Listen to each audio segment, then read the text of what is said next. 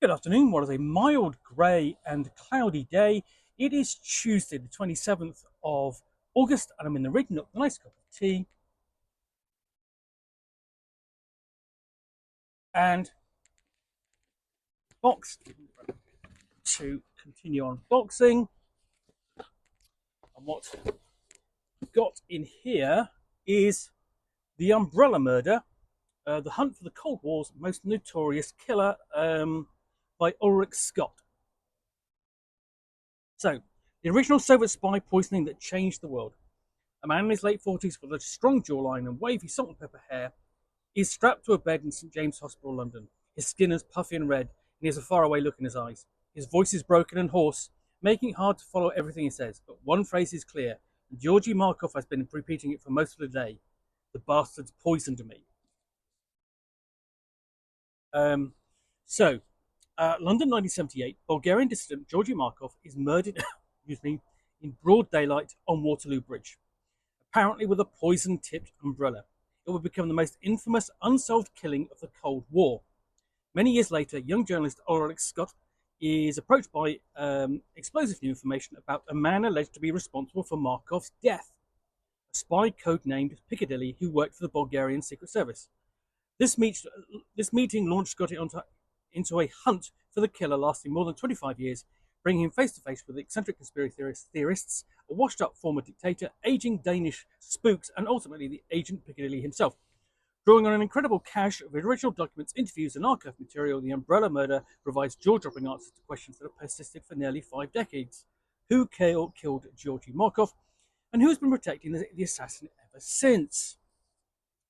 So, I picked this up because I was really intrigued by the situation. Now, I was 11 in 1978, and I do remember the news reports on BBC or ITV about the death of Georgy Markov, about him being killed by this strange method, a poison tipped umbrella, which evoked notions of essentially of the James Bond films more than anything else, because of the outlandishness of the method used. You know, almost like Rosa Klebb in From Russia with Love, attempting to kick Bond to death with her spiked shoes. So uh, I picked it up with certainly with a degree of interest, um, because hey, not that necessarily that this um, subject matter sort of like has been worrying about my mind for the best part of 40 odd years, but rather that when asked, I'm going, oh, that's an interesting mystery, wonder what the answer is. So here we've got the contents page, cast of characters, including in both Denmark,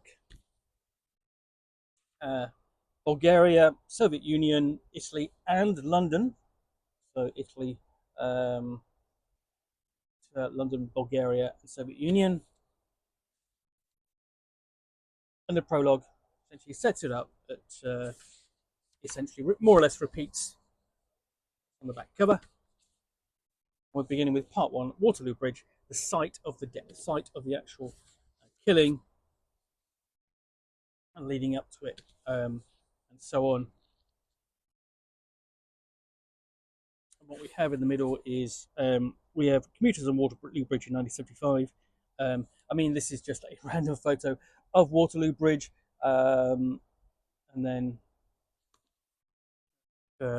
Georgy Markov himself, and the small pellet found in his thigh, which contained the poison.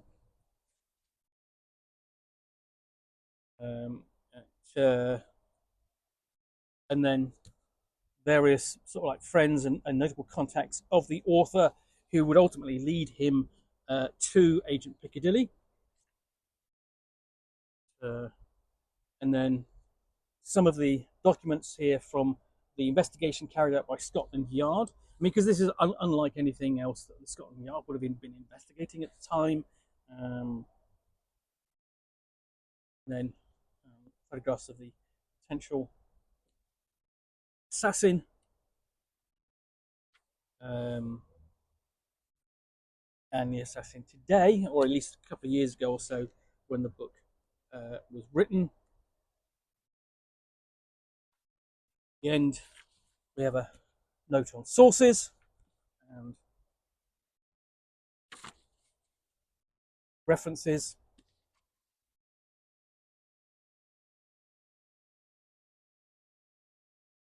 acknowledgements, and of course, an index.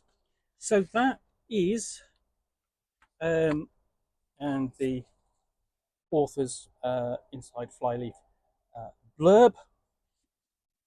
That's the umbrella murder.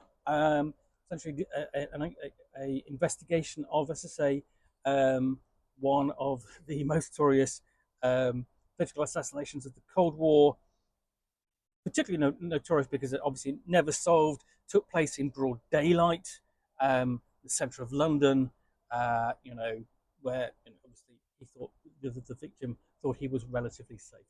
So yeah, I look forward to giving this a read. I've already started it, but and hopefully that'll be very enjoyable. Anyway, hope you enjoyed this unboxing in the Nook. If you did, then please do click on the like button down below. And if you've got any comments or feedback, I do appreciate you taking the time to post those. And lastly, if you want to be alerted to get more unboxings in the Nook, where you'll see me out here with box, typically containing a book or game or role-playing stuff, or in this case, a book about a piece of Cold War history, which I will unbox and chat about to the best extent of my knowledge for roughly 10 minutes or so, all of course accompanied by a nice hot cup of tea. Then please do click on the subscribe button down below. Thanks again for watching another unboxing in the Nook, and we'll be back again soon with another one. Bye for now.